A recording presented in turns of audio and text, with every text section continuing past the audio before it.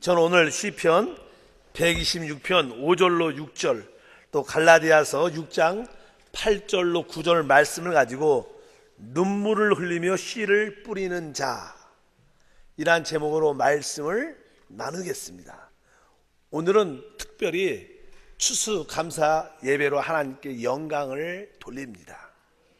추수감사 예배, 그 앞에 나오는 추수의 의미는 다 아시는 것처럼 사실 추수를 한다는 것은요, 이전에 우리가 무엇인가를 심었기 때문에 그것을 거두는 것을 의미합니다. 보통 농촌에서는 특별히 농사철에 아주 바쁩니다. 뭐 농가 밭을 이렇게 다시 한번 이렇게 갈아야 되고, 씨를 뿌려야 되고, 또 좀 자라게 되면 김도 메고, 또 비료도 주고, 또 돌보고, 이렇게 하다 보면 아주 이렇게 힘이 듭니다. 요즘에 종종 이 농사철 시간에 보면 사람을 구하지 못해서, 진짜 일을 못해서 아주 안절부절하며 아주 힘들어하면서, 그러나 안 할 수는 없고, 그래서 막 울면서 안 할 수도 없고 너무나 피곤하고 힘들어 이렇게 농사하는 분들이 종종 뉴스에 나올 때도 참 많습니다. 우리가 알아야 할 것은 항상 무엇인가 심어야 추수할 것이 있다는 것입니다. 만약에 우리가 무엇인가 힘들어서 심지 않는다면 결국 우리는 거두는 기쁨도 잃어버릴 것입니다. 성경은 말씀합니다. 우리의 모든 영적인 신앙생활, 우리의 삶 자체도 바로 심는 대로 거둔다고 말씀합니다. 갈라디아서 6장 7절에 사람이 무엇으로 심든지 그대로 거두리라. 씨앗을 심든 아니면 여러분의 인생의 모든 영적인 봉사와 섬김을 심든 간에 이 모든 것들은 심은 대로 거둔다는 것입니다. 심는 과정이 없다면 거두는 축복도 없습니다. 항상 추수하기 위해서는 심는 과정을 필수적으로 통과해야 한다는 것을 분명히 알아야 될 줄 믿습니다. 희생적으로 아주 어렵고 피곤하지만 울면서라도 심으면 결국 여러분들은 거두는 축복을 누리게 될 것입니다. 성경은 이 심고 거두는 법칙을 아주 자세히 기록되어 있습니다.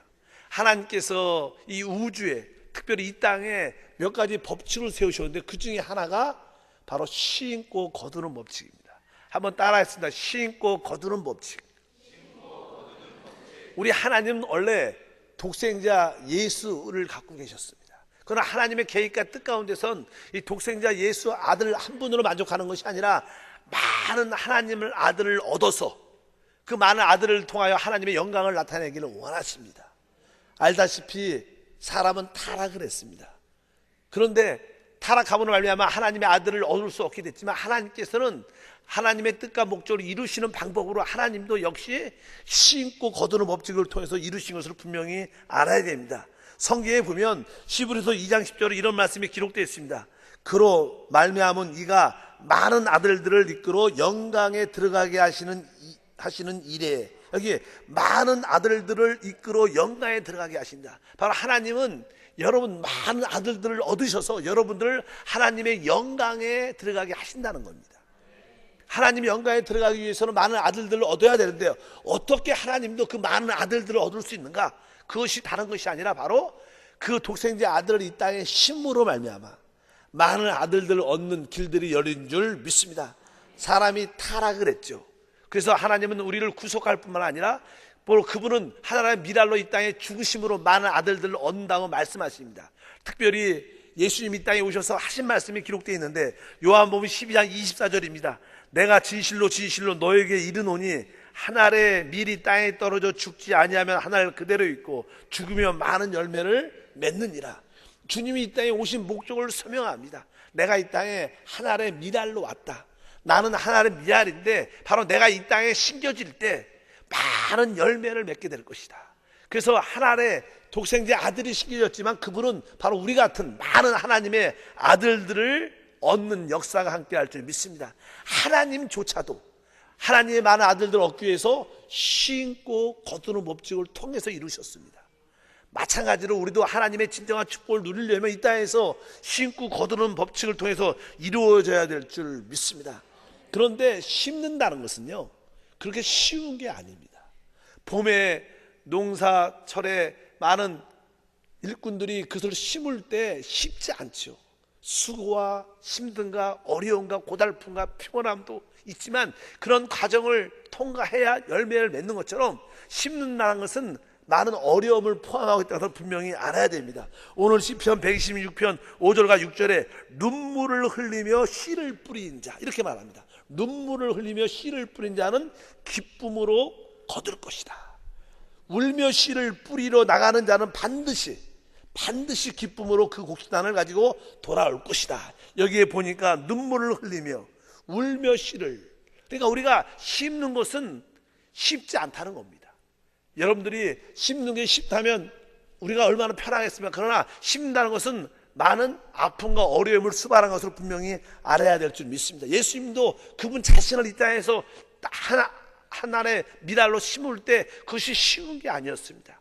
겟세마네 동산에도 아버지와 할 만하시면 이 잔을 내게서 옮겨달라고 간절히 기도할 때 땀방울이 핏방울 했다고도 기록되어 있고, 또 시브리서 5장 7절 말씀 읽어보면 그는 육체에 계실 때 자기의 죽음에 능히 구원하실 이에게 심한 통곡과 눈물과 간구와 소원을 올렸다. 여기 단어가 기록되어 있습니다. 심한 통곡, 눈물, 간구와 소원을 올렸다. 바로 예수님도 하나님의 미랄로 떨어져 심겨지기 위해서는 이렇게 많은 희생과 아픔과 힘듦이 있었다는 것입니다. 여러분들이 추수를 원한다면 힘들어도 심어야겠다는 그런 마음을 분명히 가져야 될 줄 믿습니다. 우리가 이렇게 울며 씨를 뿌릴 때 결국 부활의 영광을 체험하게 됩니다. 성경은 예수님이 죽으시고 4일 만에 부활할 때 하나님께서 이렇게 외치십니다. 시브리서 1장 5절 말씀을 합독하면 하나님께서 너는 내 아들이라, 오늘 내가 너를 낳았다 하셨으며 또 다시 나는 그에게 아버지가 되고 그는 내게 아들이 되리라. 예수님의 그 십자가에 죽으시고 3일 만에 부활하실 때 이렇게 부활의 영광의 열매를 거두는 놀라운 축복도 함께할 줄 믿습니다. 하나님조차 이 땅에서 심고 거두는 법칙을 통하여 추수의 열매의 단을 기쁨으로 얻으신 것처럼 이 땅에서 사는 우리 모두들도 하나님의 참된 풍요한 축복을 얻기 위해서는 이러한 과정을 겪어야 되는 것을 분명히 아셔야 됩니다. 그러면 둘째로 어떻게 우리가 하나님의 풍요한 축복을 이 땅에서 누릴 수 있는가? 구약에 그런 얘기들이 많이 기록되어 있습니다. 우리 이스라엘 시대에, 특별히 아합이라는 왕 시대에 이 아합이라는 왕은 우상을 섬겼습니다. 하나님을 버리고. 그렇기 때문에 우상 숭배로 인하여 하나님께서 그 나라에 3년 6개월 동안 비를 주지 아니했습니다. 여러분, 1년도 아니고 2년도 아니고 3년일 동안 비가 한 방울도 오지 않으면 아마 뭐 농사나 모든 삶이 다 피폐해지고 황폐해지고 진짜 먹을 것이 말라 죽고 모든 짐승도 결국 다 죽을 것입니다. 뭐 1년은 버틸 수도 있지만 2년도, 그러나 3년째가 되면 모든 것이 다 죽고 피폐해집니다. 그런데 이 아합이나 왕은 이러한 일들이 자기의 우상 숭배인지도 모르고 아마 엘리야 선지자가 자기를 저주해서 이렇다, 그래서 그 하나님의 종 엘리야를 잡아서 죽이려고 철야에 대어 쫓아다녔습니다. 그러니까 엘리야는 그 왕을 피하여 이곳저곳으로 피하다 보니까 얼마나 힘듭니까? 그러다 보니까 먹을 것도 없고 지치고 고난 가운데 있게 됩니다. 그런 가운데 이제 하나님께 엘리야가 기도합니다. 하나님, 너무나 힘듭니다. 아합으로 인하여 너무나 고통스럽습니다. 하나님, 나를 도와주십시오. 진짜 지금은 물도 식물도 아무것도 없습니다. 너무 죽을 것 같습니다. 이렇게 기도하니까 하나님께서 그에게 기도를 응답해 주십니다. 열왕기상 17장 8절과 9절 응답이 옵니다. 야훼의 말씀이 엘리야에게 임하여 이르시되 너는 일어나 시돈에 속한 사르밧에 가서 거기에 머물라. 내가 그곳 가부에게 명령하여 내게 음식을 주게 하였느니라. 이 엘리야가 너무나 음식도 없고 필절하고 고통 가운데 있을 때 기도하니까 하나님께서 너 시돈에 있는 사르밧이라는 지역에 가면 어떠한 과부를 만나게 될 텐데 그 과부 집에 가면 아마 음식이 준비해 줄 것이다. 이렇게 응답을 딱 받았어요. 근데 그 당시 이스라엘에 3년 반 동안 아주 흉년이 들었을 때 그 나라에 과부들이 참 많았습니다. 혼자만 있겠습니까? 또 어려운 사람도 참 많았습니다. 그런데 특별히 하나님께서 이 사르밧에 있는 사렙다 과부를 지명했어요. 그 과부에게 가라. 우리가 분명히 알아야 될 것은요, 엘리야도 기도했지만 아마 이 과부도 자기의 삶에 대하여 너무나 고통스럽고 어렵기 때문에 기도를 많이 했을 거예요. 하나님, 나는 아들 하나밖에 없는 과부입니다. 이제 음식도 떨어졌고 아무것도 없습니다. 하나님, 날 도와주셔야 되지 않겠어요? 이렇게 하나님께 간절히 기도할 때 그 쌍방의 기도가 하늘에 상달돼서 서로 만나게 되는 그런 역사가 함께하는 줄 믿습니다. 많은 과부가 있었지만 하나님이 특별히 그 과부에게 가라고 말씀하셨어요. 왜 그랬을까요? 분명히 알아야 것은 이 과부는 신앙이 있었고 그뿐만 아니라 신고 거두는 법칙을 알고 있는 과부였어요. 많은 과부가 많았지만 참된 믿음, 하나님의 영적인 법칙, 신고 거두는 법칙을 알았던 과부라고 저는 확실히 믿습니다. 그래서 이제 엘리야가 그 집을 딱 막상 가보니까 진짜 가난하고 힘든 집이에요. 그리고 어린 아들 하나 갖고 있는데 음식이 좀 많이 있냐 보니까 그것도 아니에요. 진짜 마지막 남은 밀가루 한 주먹, 그리고 병에 조금 마지막 남은 기름밖에 없는 거예요.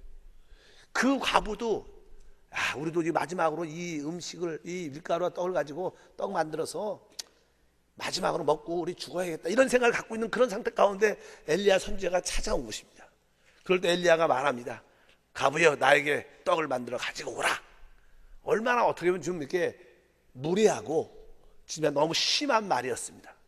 많이 있을 때 달라는 것도 아니고 마지막 남은, 조금 남은 어린 아이를 위해서 줄 수 있는 나무인데, 그래도 이 사렙다 과부는요, 신고 거두는 법칙을 알고 있었기 때문에 아무 소리지 안 하고 그것을 음식으로 만들어서 실제로 그것을 엘리야에게 주게 됩니다.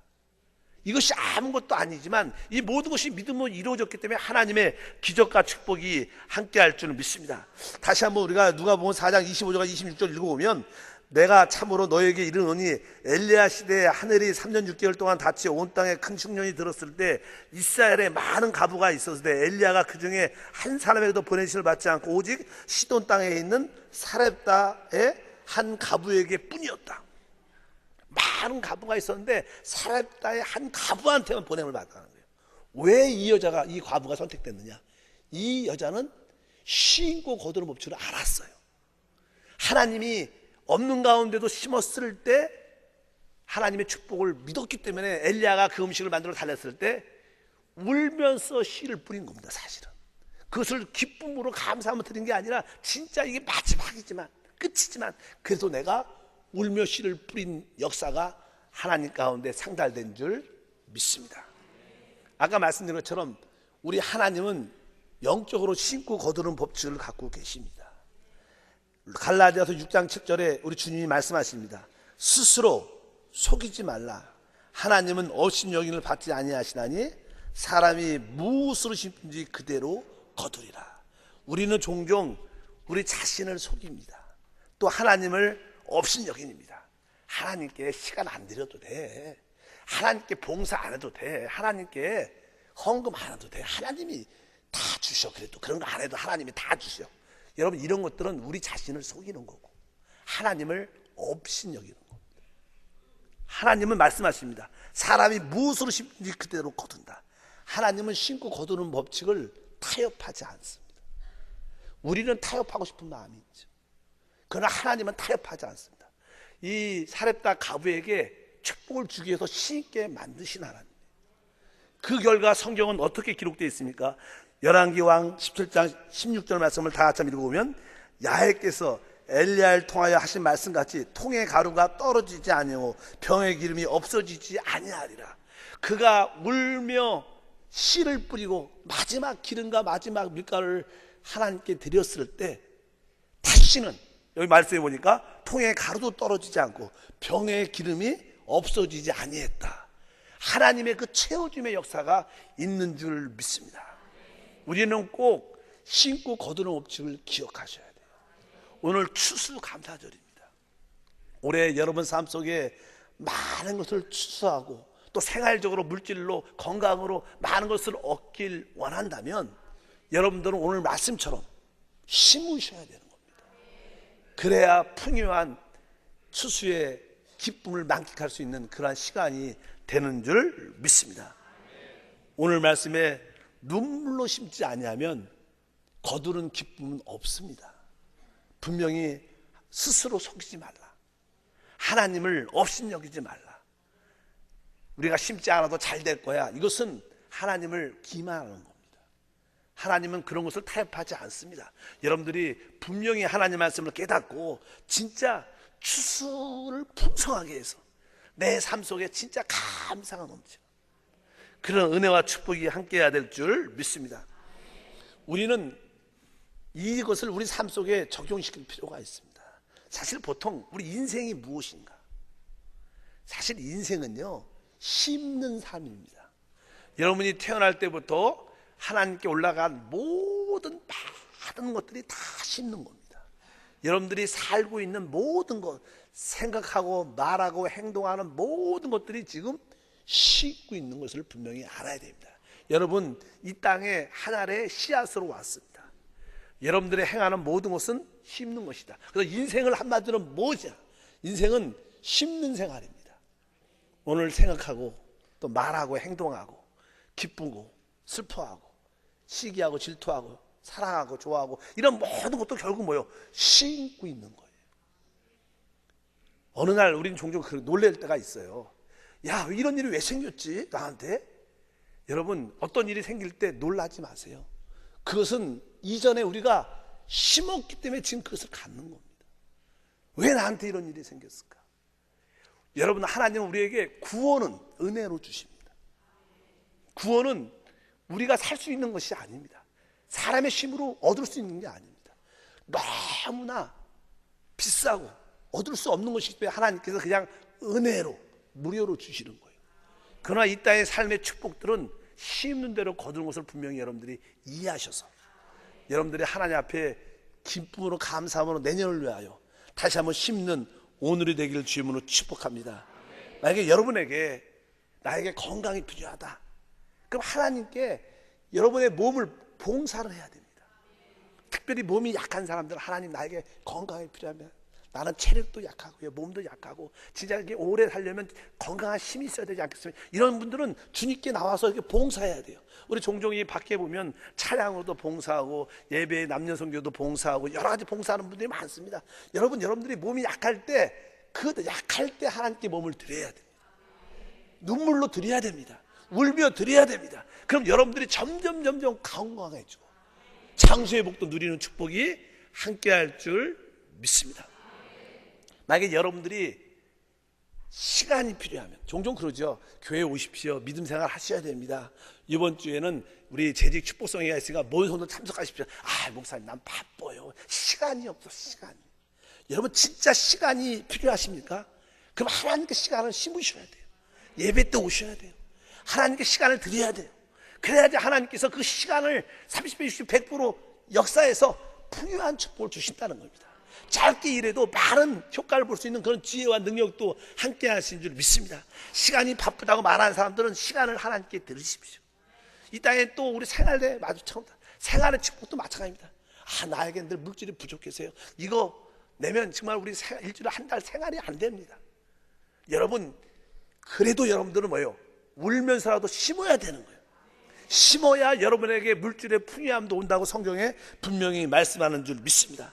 여러분들은 또 11조로 선교 헌금으로 또 건강을, 시간을, 또 여러분의 마음을, 특별히 우리가 가정에서도 일반적인 봉사와 삶 속도 마찬가지입니다. 여러분에게 위로가 필요하고 사랑이 필요하지 않습니까? 많은 사람들이 이 땅에 살아갈 때 가장 필요한 것 중에 하나는 사랑받고 싶어하고 위로받기 싶고 합니다. 그러나 그것도 여러분들이 먼저 다른 사람을 먼저 위로하고 먼저 사랑할 때 그것이 나중에 풍성하게 돌아오는 것입니다. 본인은 심지 않으면 결코 여러분에게 위로도 없을 겁니다. 사랑도 없을 것입니다. 먼저 여러분들이 위로해 주시고 먼저 사랑해 주시고 참아 주시면 그것이 결국 우리에게 100배 만배로 돌아오는 축복이 우리 가운데 함께 할 줄 믿습니다. 그래서 심는다는 것은요, 희생이 따르는 겁니다. 희생이 없는 것은 심는 게 아닙니다. 내가 편하게 하는 것들, 편하게 드리는 것들, 그것은 참된 심는 게 아닙니다. 오늘 분명히 성경에 울며 씨를 뿌린다고 말합니다. 울며 씨를 뿌리며, 운다는 것은요 쉽지 않다는 거예요. 어렵다는 거예요. 그러나 희생이 따른다는 겁니다. 그럴지라도 여러분들 마음속에 하나님, 내가 희생의 시간을 드리고 희생의 건강도 드리고 시간에 물질도 드리고 어렵지만 내가 하나님께 내려놓습니다. 그럴 때 하나님께서 그것을 기억하실 줄 믿습니다. 우리가 분명히 하나님 약속의 말씀에 이렇게 심으면 하나님은 우리에게 주신다는 것을 확실히 믿어야 될 줄 믿습니다. 성경 고린도 후서 9장 10절 말씀을 읽어보면 심는 자에게 씨와 먹을 양식을 주시는 이가 이렇게 말씀합니다. 어떤 자에게 주셔요? 심는 자에게. 따라합니다. 심는 자에게 씨와 먹을 양식을 주시는 이가 너의 심을 것을 주사 풍성하게 하시고 너희의 의의 열매를 더하게 하신다. 분명히 기억해야 됩니다. 심는 자에게 주시는 거예요. 왜? 그 다음에 9장 8절 보니까 이는 너희로 모든 일에 항상 모든 것이 넉넉하여 모든 착한 일을 넘치게 하게 하려 하심이라. 왜 우리 삶 속에 풍요함이 없을까? 왜 우리의 삶 속에 넉넉함이 없을까? 항상 왜 이렇게 부족하고 모자르고 왜 이렇게 힘들까? 우리가 참으로 우리가 하나님을 믿는다면, 하나님의 살아계심을 깨닫는다면, 그것은 우리가 하나님의 이 약속의 말씀을 순종하지 않아서 그렇습니다. 하나님, 내가 진짜 신고 거두는 법칙을 믿게 도와주시옵소서. 조금 쉽고 어렵을지라도 희생이 따를지라도 내가 신게 도와주시옵소서. 그런 마음과 은혜가 우리 가운데 함께할 줄 믿습니다. 우리 교회에서도 이렇게 보면요, 저도 선교지에서 이렇게 사역을 쭉 하다 보면 참 여유가 있는 사람들이 심는 것을 많이 못 봤어요. 항상 어려운데 힘든데 이렇게 하나님께 시간도 드리고 몸도 드리고 또 이렇게 물질도 성경음도 드리는 사람을 종종 봅니다. 그럼 종종 저에게 이렇게 기도받으러 옵니다. 목사님, 이번에 참 어렵지만 제가 마지막에 이렇게 탈탈 털어서 왔습니다. 이렇게 말하시는 분도 있어요. 그런 모습을 제가 알아요.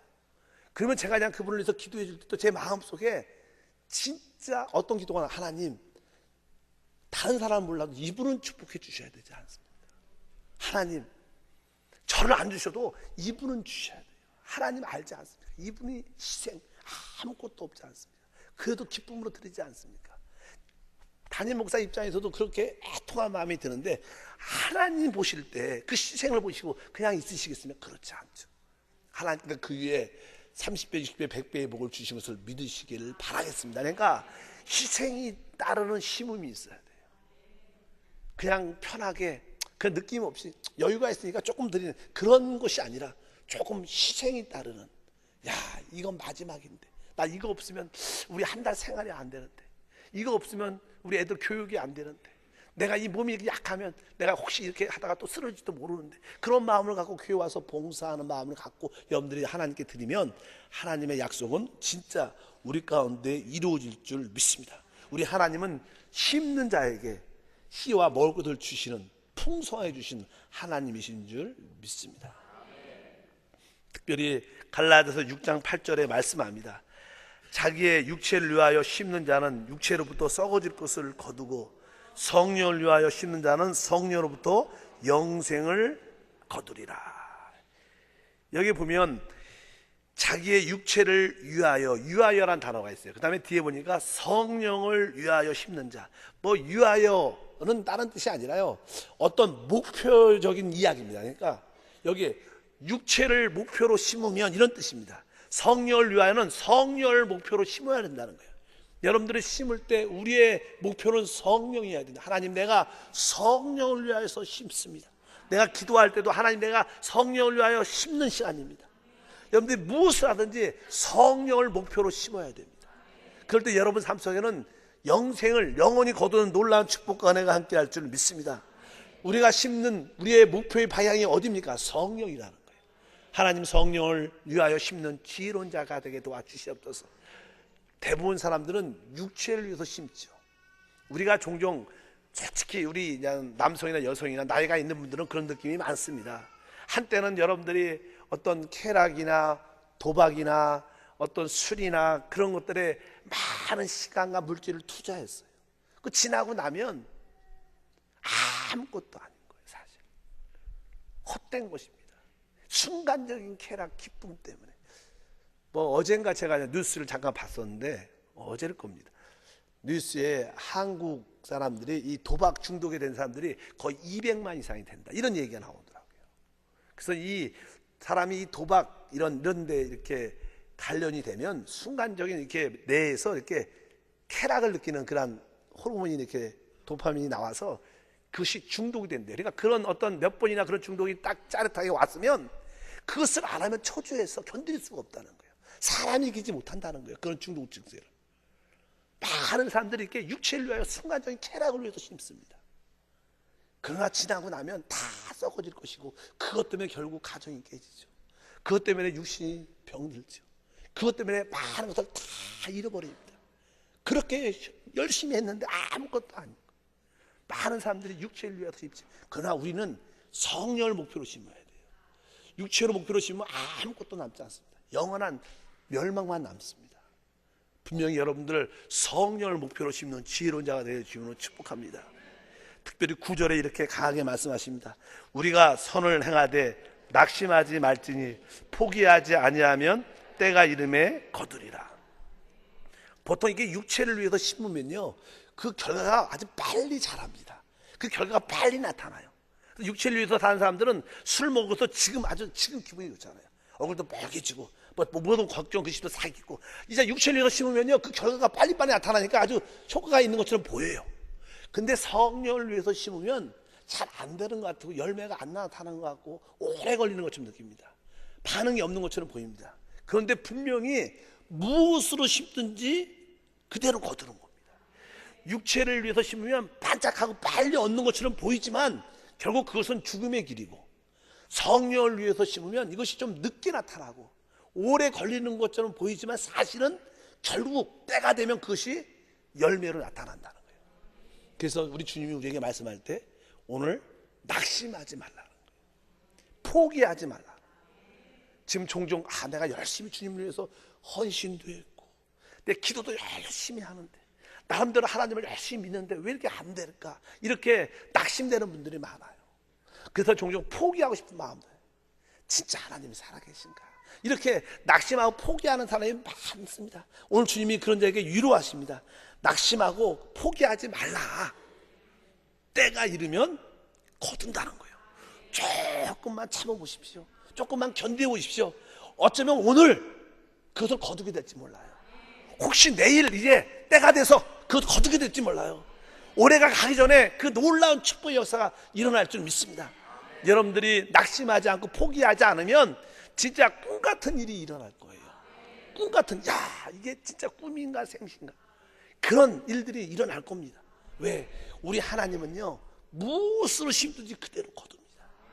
육체로 심으면 빨리 거두는 것처럼 보여서 금방 좋아하겠지만 결국 다 시들고 멸망으로 이끌어지지만, 성령을 위해서 심으면 시간이 좀 걸리는 것처럼 보이지만 결국 그것은 열매를 맺으면 그것은 오래가고 진정한 축복과 행복으로 우리를 이끄는 놀라운 역사가 될 줄 믿습니다. 오늘 출석하는 이 예배는요, 여러분들이 이전에 심은 것을 거두는 시간들이에요. 여러분들이 내년에 좋은 일을 보기 원하십니까? 아니면 내후년에 또 몇 년 뒤에 또 여러분 자녀의 좋은 일들을 보기 원하십니까? 그것은 여러분들이 지금 심어야 되는 거예요. 지금 심어야 내일의 소망이 있고요, 올해 심어야 내년의 소망이 있는 것입니다. 또 여러분 때 심어야 여러분 자녀들이 소망이 있는 겁니다. 성경은 우리에게 아주 명확하게 말씀하십니다. 스스로 속이지 말라. 하나님은 없인 여기지 말라. 사람은 무엇으로 심든지 그대로 거둔다. 여러분 삶 자체가 심고 있는 겁니다. 이제 여러분들이 사람을 바라볼 때도 항상 긍정적으로 바라봐야 돼요. 적극적으로 창조적인 그런 고백과 생각을 갖고 바라봐야 됩니다. 여러분의 그런 말들, 생각들, 이런 모든 것도 결국 다 심기 때문에 그러한 창조적이고 긍정적이고 생산적인 축복들이 가운데 다가올 줄 믿습니다. 그렇지 않고 늘 슬프고 우울하고 비판하고 정죄하고 판단하는 그러한 것을 자꾸만 여러분들이 많이 한다면 그런 것들도 결국 다 여러분께 화살로 돌아올 거예요. 여러분이 그 열매를 먹게 될 거라고 분명히 말씀하신 줄 믿습니다. 오늘 설교 제목도 그렇습니다. 눈물을 흘리며 씨를 뿌린 자는 기쁨으로 단을 거둘 거라는 거예요. 많은 사람들이 알게 모르게 눈물을 흘리며 씨를 뿌리고 있습니다. 희생하면서 마지막이지만 끝까지 하나님을 믿고 심는 사람들, 때가 되면 다 거두게 될 줄 믿습니다.